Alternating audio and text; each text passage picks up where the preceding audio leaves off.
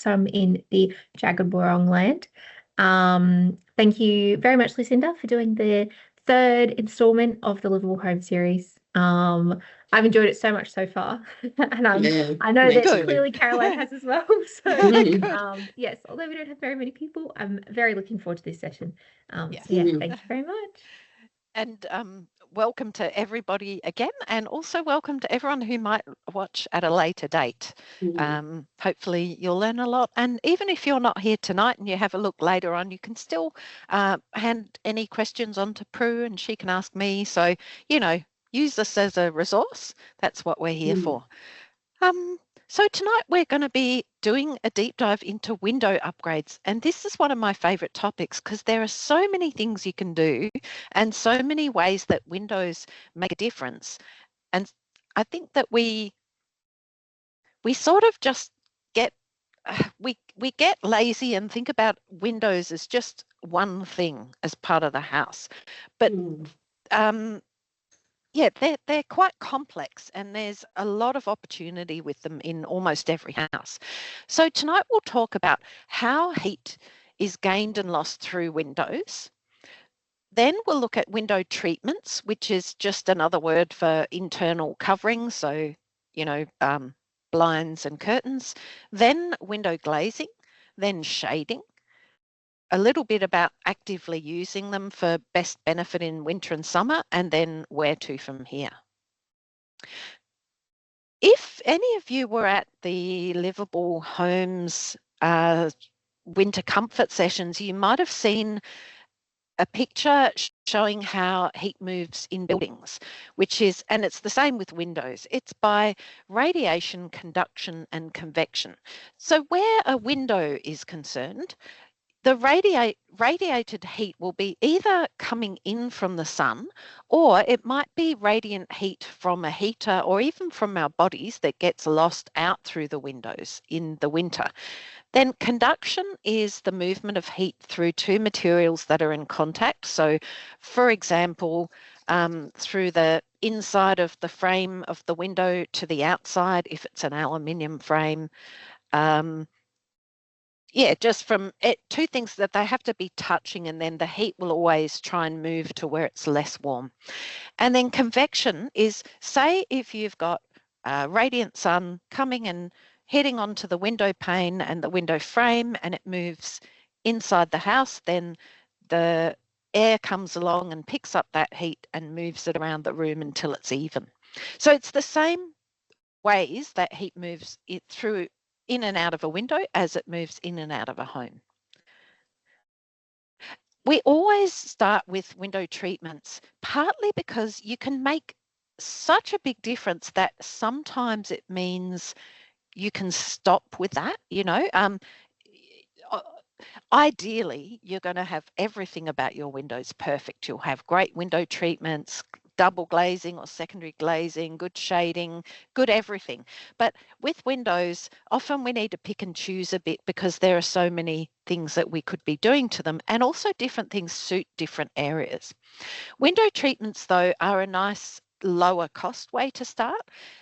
Depending on, I should acknowledge that I know that window treatments are one of those aesthetic choices, and there are people that just hate curtains, there are people that hate blinds. So I do believe that it's got to suit you and you've got to love to look at it. But window treatments can be a low-cost way to begin if you're happy to, for example, get second-hand curtains from op shops or just online. They're not in fashion, actually, so you can get really good protective curtains easily at the moment. What we want to do with any window treatment, no matter what it is reduce the airflow across the glass. And what that does is it reduces the amount of the ability of air to cross over the glass, pick up the heat and bring it in, or drop off heat and lose it out through the window. So it's reducing convection of heat. Some window treatments are just naturally better at blocking the air from the window, and that's why we often talk about, let me get my pointer. That's why we often talk about this sort of thing, a heavy lined curtain. It's because it's thick, it goes ideally around the sides of the curtain as well, down to the ground. So it just does it easily. If you add a pelmet on top, whether it's a box pelmet or an invisible pelmet, which is what this is, then you've also enclosed that space from above. And so you've got a seal over the window, and it does a good job. This is another option though, is a honeycomb blind, where the honeycomb, when you pull it down, it's got these little cavities in it that hold air. So this is a little bit like putting a blanket of sealed air over the window. And because you can install them very close to the sides with just 1 or 2 millimeters at the sides, it's also really good at blocking air. But for example, you could install a honeycomb and have it hanging out here with big air gaps around it. It's then not going to do the job. And you could also hang a heavy curtain and have it, that it's not quite fitting and all those things, and it's also going to do a bad job. So whatever you do, just think back to getting it to close off the air as much as possible. A couple more options are Roman blinds. That's this kind. The reason they're so good is they have an inbuilt pelmet at the top. And this is another way of getting a pelmet where you're using the ceiling as a pelmet and running the track across the ceiling and then the curtain from that. And ideally, the curtain would go down to the ground. Pelmets are a misunderstood thing. And a lot of people think that pelmets are just visual, that they're there to hide the top of the curtain, but they're actually very important in terms of reducing heat movement.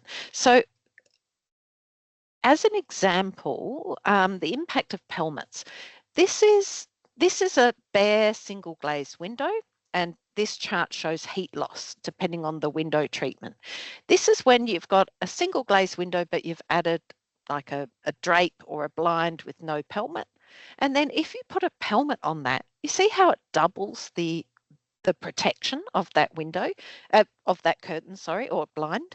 The other thing I want to point out is that this is a double glazed window with no covering at all, no treatment.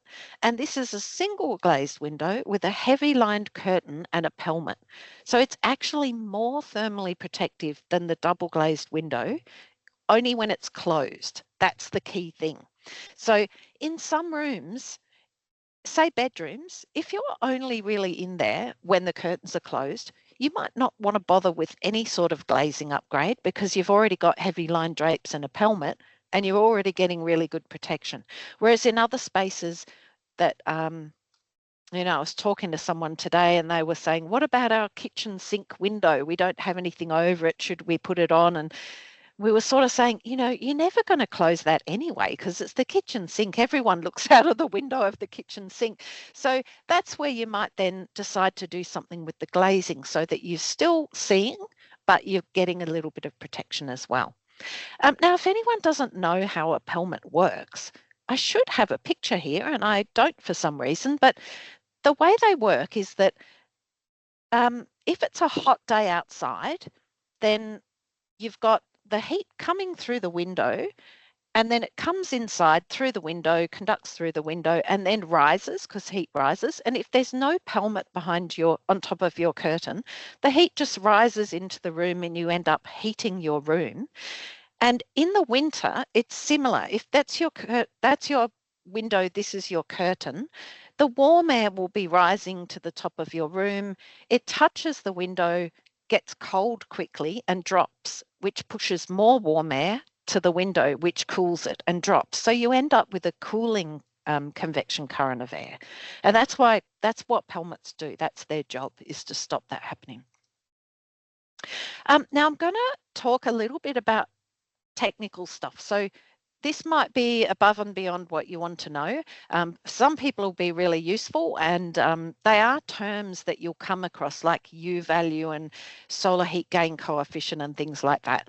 But this is only a small section. If it's not useful to you, just get a cup of tea and we'll come back shortly. So understanding U value. This is probably most important if you're buying any sort of new window, because the way that you can compare different kinds of windows is by comparing the U value. Now, when we've talked in previous sessions about insulation, we talk about R value, and the higher the R value of the insulation, the better is at preventing heat flow through it. Strangely, U value is measured the opposite, but it's the same thing. So the lower the the lower the U value, I always have to remind myself because it's the opposite. The lower the U value, the more insulative the window system is. So you want to choose the lowest U value possible. Often the U value will be not just of the glass, but of the whole window. So say if you were going to be replacing a window and you get a couple of quotes, you could compare the U value. If it's on the whole window, it will include the frame, the glass, the spaces, the seals, the whole kit and caboodle. If it's just on the glass, it could be misleading because remember, aluminium frames really conduct heat. So you don't want to have a glass with a good U value and then aluminium frames that are going to offset that. So keep that in mind if you get a quote. Just as an example, the comparative U value of a bunch of different kinds of windows, the one at the top, A, is single glazed aluminium framed. That's pretty much the worst protection window you can have, and the U value is about 6.7. And then the best kind of window you could have would be D, which is the double glazed, argon filled, low E, timber framed. So everything about it is good, and its U value is 2. And what that means in real terms is that A is allowing 3 times more heat transfer, or even more than that, than D is. So that's why that matters. Another term you might come across is solar heat gain coefficient. And this is measured differently because it's between 0 and 1. And it's about how readily the solar heat from the sun can go through the window. And the lower the solar heat gain coefficient, the less will come through. So I've got a question down the bottom. Do we always want low solar heat gain coefficient? Since we've only got a couple of people, does anyone want to try and answer that? It's sort of, I'd yeah, probably say that we don't always want low yeah, because you want it to be able to heat up during summer, but yes. then yeah. During Well, I mean, winter, sorry, you heat mean? up Yeah, during winter yes, and not heat up absolutely. during summer. Yes. Yeah. And also, because I know you're from Queensland, right? Mm. So you would be aiming for a different solar heat gain coefficient than we would, because Mm. you've got a problem more with heat than with cold, and we're the opposite. Mm. And why I think this is important to know is because I think it's a good example of how windows are not one thing. And this, for a solar heat gain coefficient, you might choose a different one for a window that faces west than you would for a window that faces north. And depending on where you're living and depending on how you use a room, there might be, an attic room that just heats up ridiculously, and then you get something different even if you're in a cold place. So windows are like that. You can't just go, I'll get this everywhere. You need to sort of pick and choose and know how you're going to use spaces and the orientations. The same with low E coatings, which you probably heard of because they're becoming, sometimes if you order a double glazed window, they just automatically include low E coating. The thing is that there's a couple of kinds of low E coatings. There's, first of all, low E stands for low emissivity. And that is about how it's about reducing the amount of heat that can move through it. It can be hard coat and soft coat. it's usually when you get it retrofitted onto a window, I'm pretty sure it's soft coat, and it's always inside, but it can be quite scratchable. When you buy a double glazed window, or like if you're replacing a window, then you would get it inside the two panels. And then the question is which of those inner faces do you put it on? Because there's high transmission, low E glass. That's what we would be using in a cold place or in a particular kind of room. And in that situation, you have it on the internal face closest to the inside of the house. And how it works then is, say you've got nice warm air and your heater's running, that heat heads to the window, and normally it would pass through the window, but in this case it gets reflected back. So it helps us stay warmer and reduces our heating costs because we're not losing that heat through the window. Whereas the low transmission low E would be put on this pane, so number 2, and that would be better for hot climates where it would be reflecting the sun away, but still allowing light. So you can see again, it's not one size fits all. And a good double glazing company would probably be choosing where to put the low E or the solar heat gain coefficient, depending on where the window is. They wouldn't do it all everywhere. Tinting and reflective coating. This is the last in the technical bit, but lots and lots of people ask about tinting or coatings, because these days you can get them in hardware stores, just this coating that you put onto the actual glass. The first thing is there are heaps of different kinds of coatings. So you need to understand what type it is before you know whether it's going to be a good thing. There is low E coating, and that could be useful. And that there are installers in Melbourne and in Victoria that will install it inside the window, which would help reflect your warmth back inside.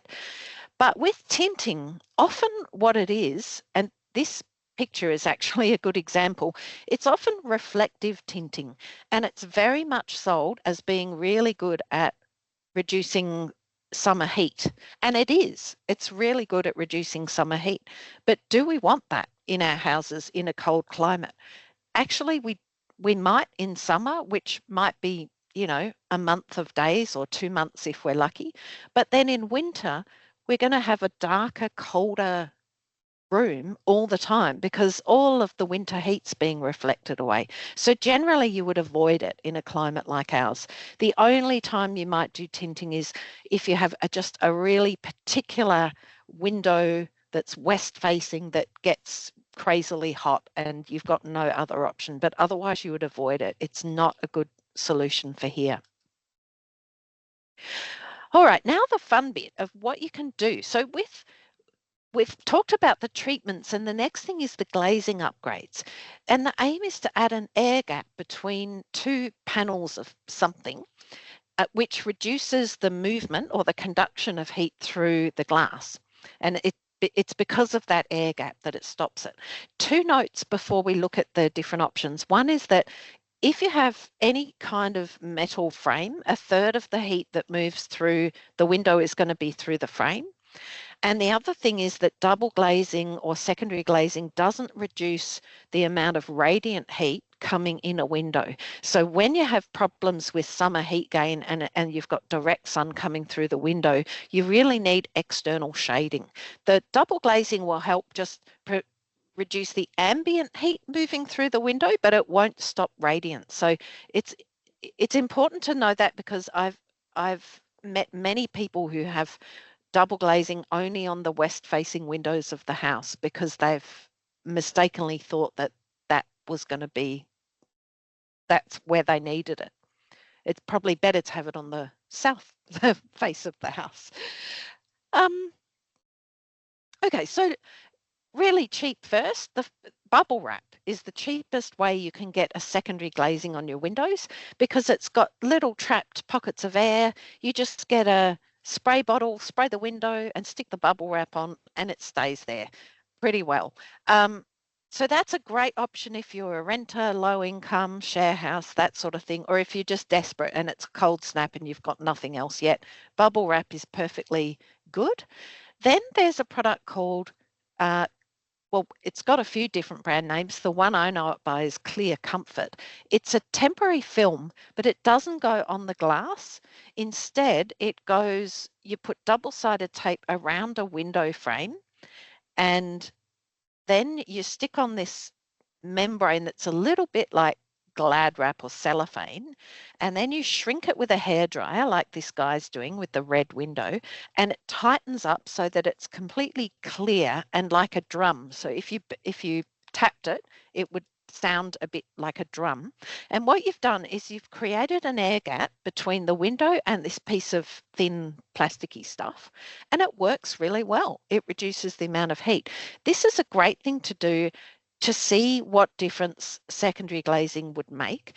It's also very low cost. You can buy a box of Clear Comfort, which is enough for 10 meters. I think it's 10 meters long and 1.3 wide. So it's enough for stacks of windows, and it's about $200. So compared to any other secondary glazing option, it's a really good one. It's easy to do as well. So it's very forgiving. Then, so all of these glazing upgrades are from lowest cost to highest cost. So we're up to removable panels, which are also actually really low cost. And the person that came up with this and put the instructions together is someone who was writing an article for the Renew magazine, and she had moved into a rental home with single glazed aluminium framed windows, and she knew they were letting in, losing and gaining heat. She wanted to do something. So she devised this system where she's got fly screen frames and she's cut them to size to fit her windows.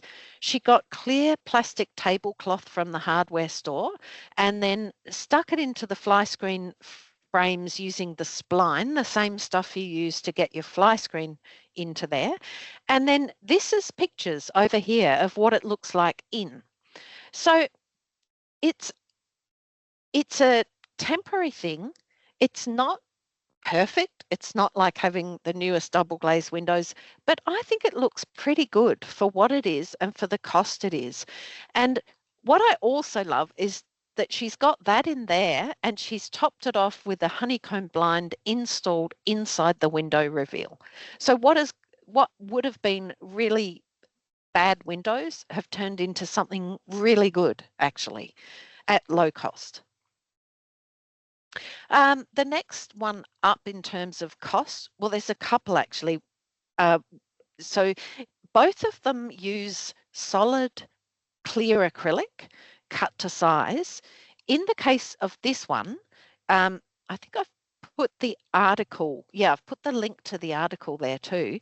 He's bought the clear acrylic, cut it to size himself, and he's attaching it by screwing it onto the timber frames. One thing I should mention is this is just for timber framed windows, not for metal frame windows, because you have to be able to attach it. The reason it's got all this papery stuff is that's how the clear acrylic comes, so it doesn't get scratched. As soon as you've attached it, you peel that off and it's completely clear, just like glass. The other benefit of the clear acrylic, there's a couple of benefits. One is that it's really light. So if you have, say, a sliding door and you can put this on as opposed to double glazing, it's still going to be light. Whereas if you change over to double glazing, it actually becomes really heavy, which can then impact the way it moves or that you can open something. Another version of doing this one, but a little bit more professional, would be this one. And that's Eco Glaze, where they're also using clear acrylic cut to size, but they have these sort of more fancy looking edgings that they send you. They have a DIY version, and they also do have professional installers that can do it. If you want the DIY version, you just measure up your windows, send them all the sizing. You get your clear acrylic cut to size, which isn't too hard because there are companies that will cut it to size and ship it to you in the sizes you need. And then EcoGlaze send you all of these bits and pieces that go around it. The way EcoGlaze works is that you would put a magnetic strip on the window frame, and then you get another magnetic strip to hold the clear acrylic onto the first one onto the frame.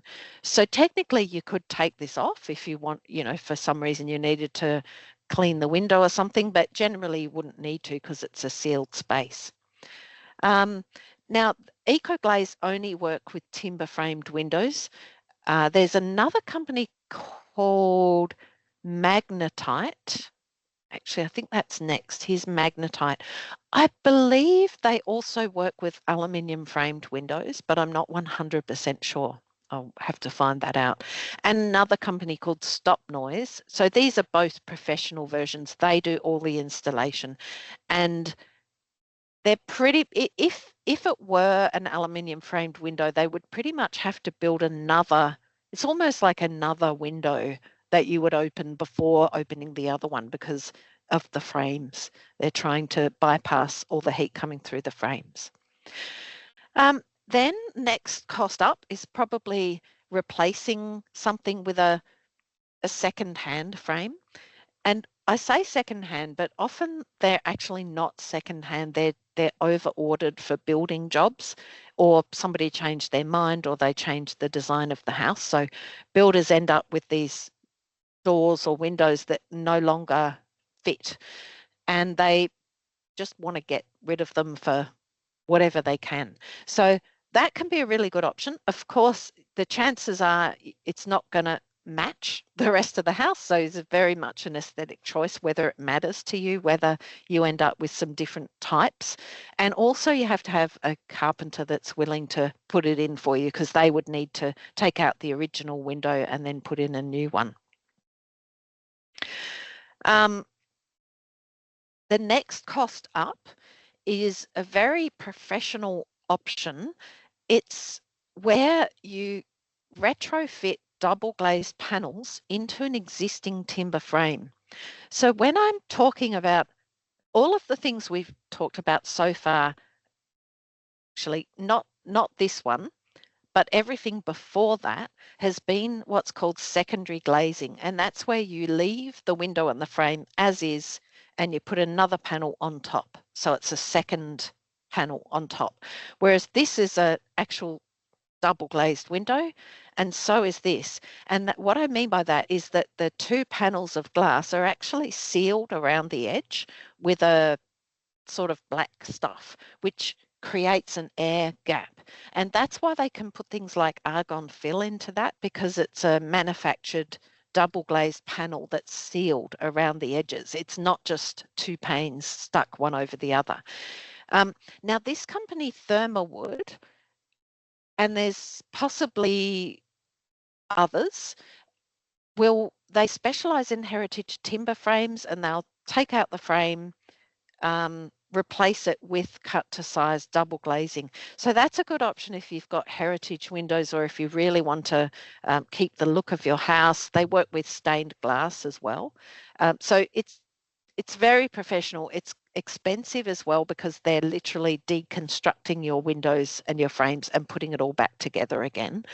It's probably less expensive than completely removing your windows and putting in new ones, but depending on how complex it is, it might not be that much less. And then there's the complete replacement of frames and glass. And this is often where people start, because it's the only thing they've heard of. If you do end up replacing any, what I want to point out is this, that this is winter heat loss through windows and the impact of the window frame. The biggest heat loss is when you have a single glazed aluminium frame. If you have a single glazed timber frame, you've already got less heat loss. And then if you go to a double glazed aluminium frame, it's a little bit better than the single glazed timber frame, but not by that much. And that's why I think if you had single glazed timber windows, you would be way better off doing a secondary glazing option, than paying an awful lot of money to go to double glazed aluminium. It's just not worth it, in my opinion. And if you did go to double glazed with a timber or UPVC frame, you can see that there's still heat loss. Sometimes I think the marketing companies for double glazing act as though it's going to solve all problems and reduce all heat coming in and out, and it just doesn't. Even like a standard double glazed window has an R value of about 0.5. So remember when we talked about ceilings and we said the minimum insulation R value is 4.5. And with a wall, if you had even just, if you have a wall and you insulated it, you'd put in R2 or 2.5. And even a wall with no insulation is going to be better insulated than a double glazed window. So I'm not saying not to do double glazing, but I feel like if you've got the option of secondary glazing, you're going to get a very similar effect for a fraction of the cost. And then you can put the money that you've saved into other things that might actually help better. Window shading is about the management of radiant heat in summer from the direct sun. So, well, actually, I wanted to talk about it in terms of both summer and winter benefit. We're basically talking about our houses that already exist. So we can't just pick them up and move them, but it is still useful to know what orientation your home has so that you can be aware of what the sun's doing and how you might be able to use that orientation to your advantage or fix up any issues that are happening because of, different factors.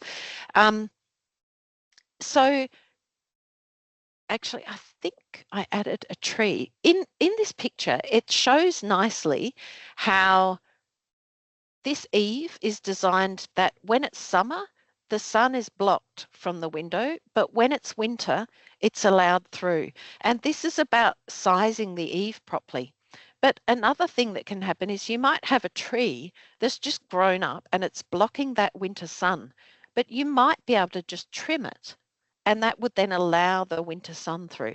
So, and I've seen that before in houses where they get no winter sun at all and there's a line of hedges that's just grown really tall and is blocking all the light, and they haven't quite realized that that's part of the issue and why they're getting so much damp in the house. Another quick mention of thermal mass is just to say that the only real benefit of thermal mass is if you use it specifically where winter sunlight can heat up the ground. So in the case with no tree, this could be good having thermal mass there because the winter sun is heating it up and then all that heat is moving around the room. But if you then put the tree back, you're losing all of the value of that winter sun, and instead that thermal mass is pulling all the heat out of the air that you generate, and then you're having to, you're feeling cold.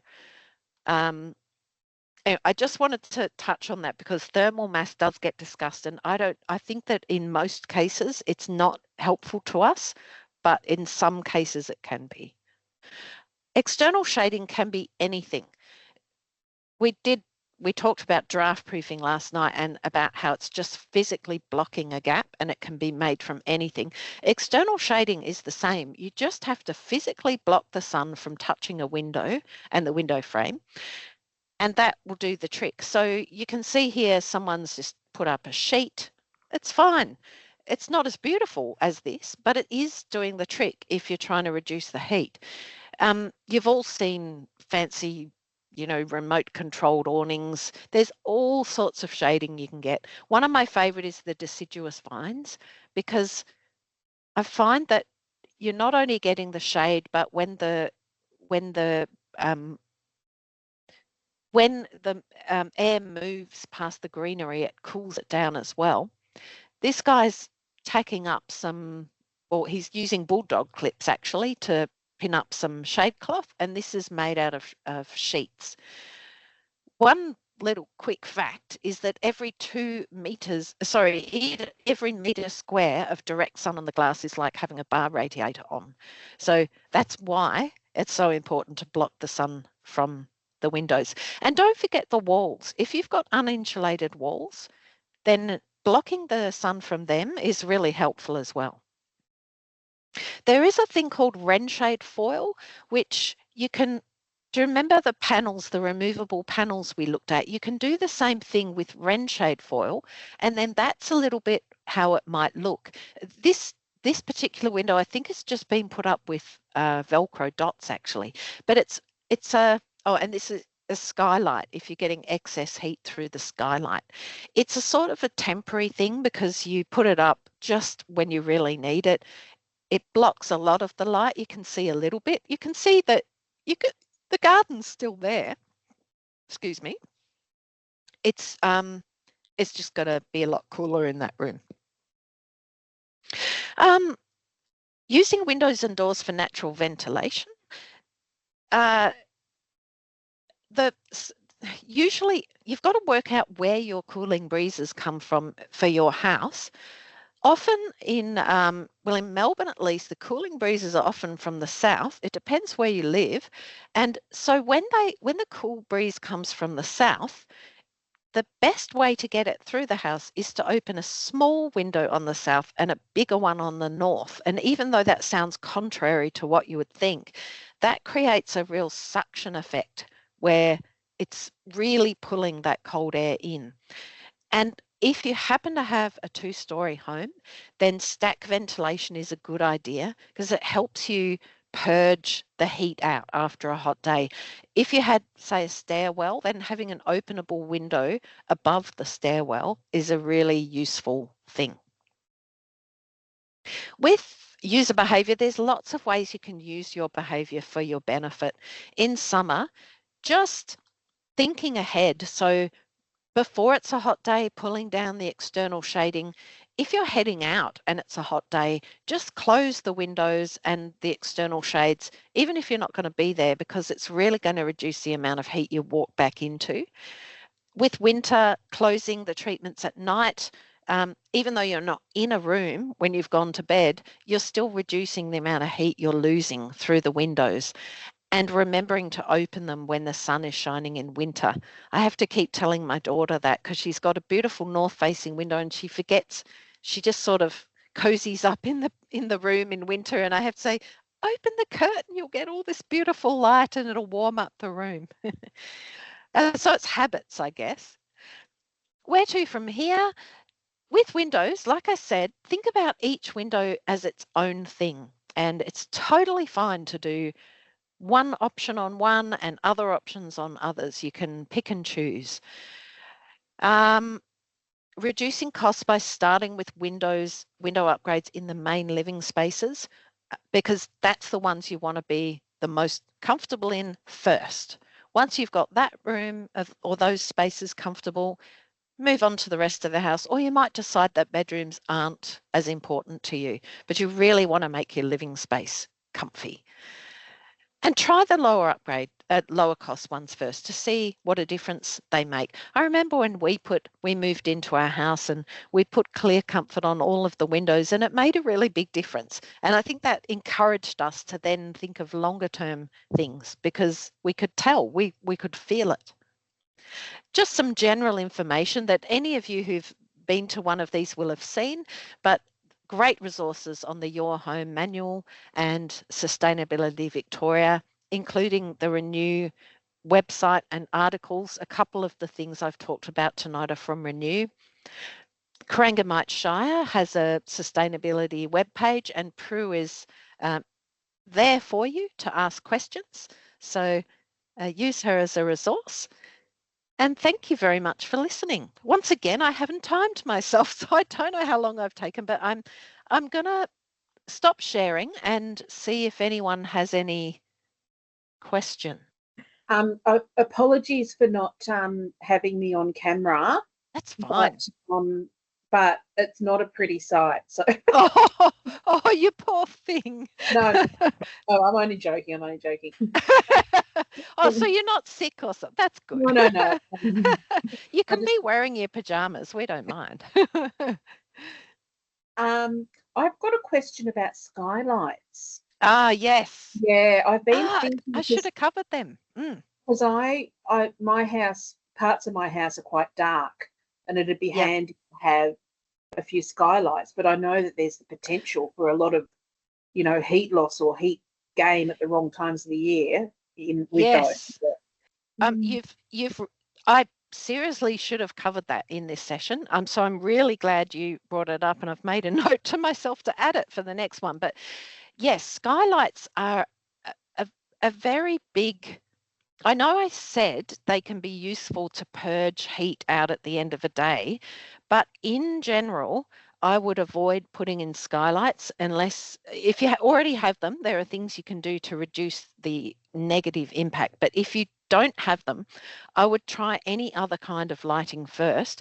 There's a fantastic option called an LED or skylight alternative. The most well-known one is the Illume brand. It's Illume.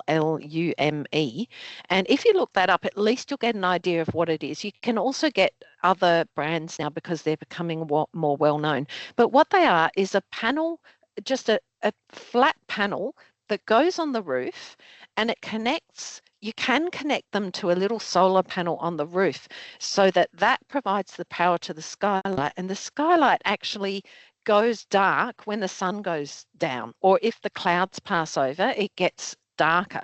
So it looks just like a skylight that has a diffuser panel in the bottom. And so much so that when I've been in houses that have them, I have to ask them if they're an actual skylight or an LED skylight, because I can't tell the difference. So that's one option. You can, as personally, I probably wouldn't connect it to the solar thing. I'd probably just put it on mains, because that way you can turn it on and off whenever you need it. But that way you have no hole in your roof. Whenever you put in a skylight, you're taking away the plaster, the roof, all of the insulation, and often there's just a tiny layer of plastic that's between you and the sun. Even if you put in a fancy Velux one, they're the best ones if you are going to do it, it's still only a double glazed window, which isn't very protective. So yeah, have you already got them, Kathy, or you're wanting to get light? No, I haven't already got them. So Yeah. that Illume sounds really good. I'll look into that. Yeah, it's a much it's a much better idea. Skylights are a massive source of heat gain and heat loss. Because our heat rises, whenever you've got a skylight and a cavity going up to it, the heat just goes up there and disappears through the skylight. And it's it's a shame. Yeah, That's okay. That's okay. If anyone does have skylights, then you just want to make sure you've insulated all of the sides of the skylight shaft and made sure it's not drafty, which putting a new one on would be fine. They wouldn't be drafty. The very old ones can be drafty. And some of the old ones will have just an completely open at the bottom and going into the cavity. And in that case, you would put a panel of clear acrylic or Sun Tough, which is a cellular acrylic. You'd cut a panel of that and attach it to the bottom, and that reduces the amount of heat and draft coming through as well. I can't believe I didn't talk earlier about skylights, so I'm really glad you brought it up, Kathy. It's a window. Any other questions? I have a question around pelmets and condensation. Yes. Do pelmets help in reducing condensation? Like from what you were saying around how basically it doesn't let the air the warm air get to the window. Yeah. That to me then that means that it helps reduce condensation. Is that correct? Or it can help. Can help. That is a good question. I don't feel like it would. I don't know. Okay. I don't know. Catherine, do you know the answer? Well, I don't know the answer to that question particularly, but we certainly have issues with condensation. And in our bedroom, we have very well-fitting Roman blinds, but I have to wipe those windows on certain mornings. Okay. Yeah. And they do have a pelmet incorporated in them. Yes. Yeah. I mean, I suppose if you were completely separating the window off from the inside air. So if you did have heavy lined curtains all the way down to the ground, across the sides of the window and a pelmet, it might reduce it because you're stopping that connection of the very cold glass to the warm air. So it might, but generally it's glazing upgrades that help the most. Even the clear comfort really helps with condensation.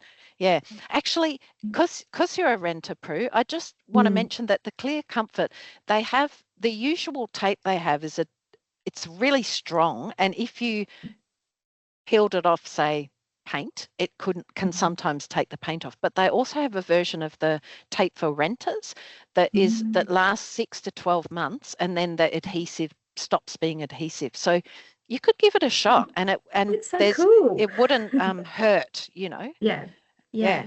That will help. With the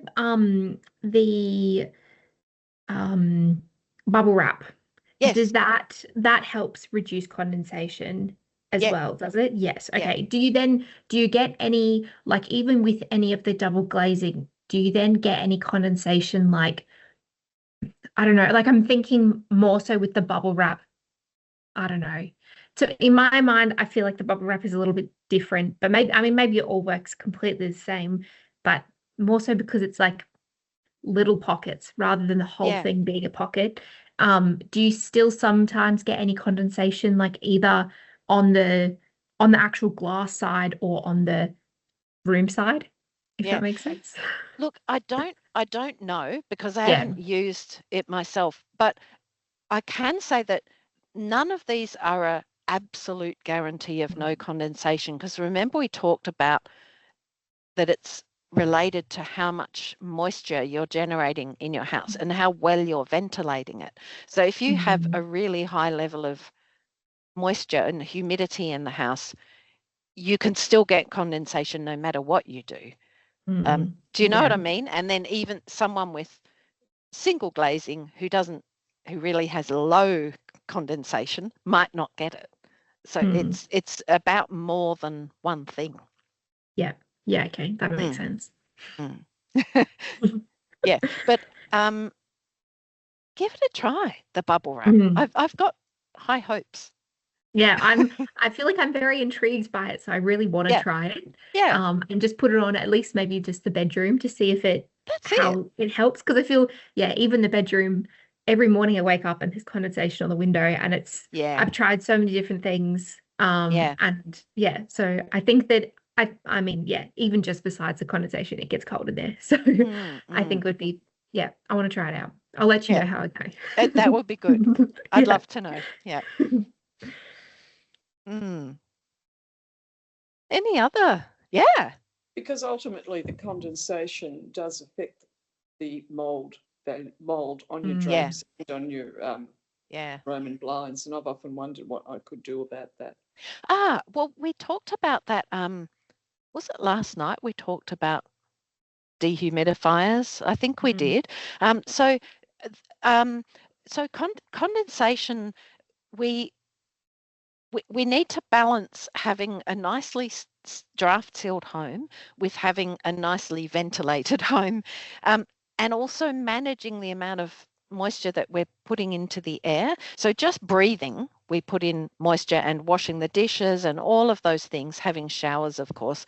But sometimes if you have an older home, you get in bad habits like drying clothes inside, and drying clothes, if you put a load of washing out, it's at least 3 liters of water that's in those clothes.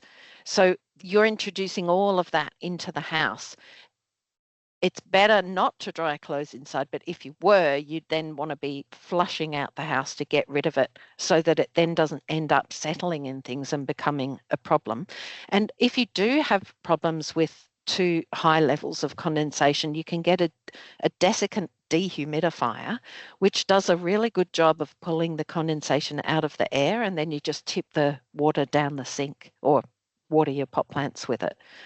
So there's a little humidity sensor you can buy. Actually, if you watch the video recording from last night, it would be close to the end where we talked about humidity and the humidity sensor. But the one I have was about $20, and it just shows you exactly where you are in terms of humidity and whether it's the healthy range or whether it's too wet. And we've got a dehumidifier that we can then move around the home depending on what's going on. And I mentioned to the others that if you run it for a few days in a room, it pulls all the moisture out of all of the bits of the room, and then that room will stay less humid for a while because it's taken it out of the furnishings and Okay. yeah. So a dehumidifier is a very handy tool to have if there's any issues with mold and too much moisture. Thank you. Yeah. Any other questions? I actually have a question about. Yes. Sorry, my internet out. I just came back on. Yeah, I I think this figured isn't something like that you were just talking about. Around using a dryer and how do you not get condensation from using a dryer? So the old-fashioned dryer Yes. that lets out all the hot, steamy air. Yes. Yeah, that's why they're often located in laundries with either openable doors or exhaust fans. Is it in a place like that where you could vent? Yes. Sort of. It's very drafty in the area that it's in. And so if the doors open, the door then leads to like the kitchen and the hallway. Yeah. It's like a bit of an awkward spot, and there's a window that doesn't open anymore there because but is there it's been sealed because it's is there an external door there though? So not one into the living space. Oh, there's no external door. So you're just sort of you're just moisturing up the house. Yeah. I would, if I were you, I'd get a dehumidifier and run it, like I said, in the bathroom with your clothes on a rack. And it'll be cheaper because clothes dryers use a lot of energy because they're using electrical energy to generate heat energy.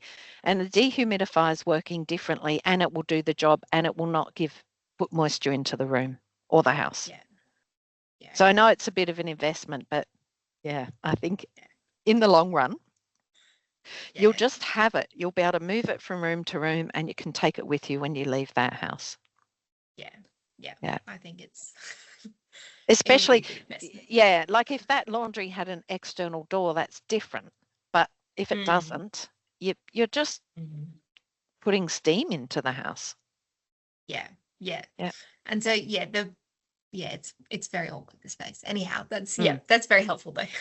Unless you can move basically it. There's potentially there'd be another spot, but even still it's awkward in that spot too. And I think a dehumidifier is probably something for my place because of the situation. I feel like it's probably something I need. Yep. Yeah. Well, if anyone has any last questions, feel free to ask them. But if you don't, I'll be sending through these slides to Prue, and she can send them all on to you. If you have any questions as a follow-up, just ask. And I'm really glad that Carolyn, you already had a question from the draft proofing session, and happy to answer anything like that. So let us know and enjoy your evening. Thank you. And enjoy the nice weather coming up. Yeah. And thank you, Lucinda. It's just been really great information, and at all different costs. So, sometimes you think it's all going to be all very expensive, but just lots of different options, and very practical and helpful. So I really appreciated it. So thank you so much. And thanks, Prue, for organising this. Yeah, thanks. I'm glad that at least there's been a few people that have been really interested in the whole way, and I'm sure that a lot of people will watch the recording. So it's been really, really good. I've got lots out of it. Yeah, Great. definitely. Yeah. And that means when people come to you, you'll be able to advise them too. Yes, exactly. So, Exactly. yeah. Yeah. Excellent. Thank you Well, very thank much. you all. And Okay. Okay. I've told Thank you. Righto. Bye. Bye.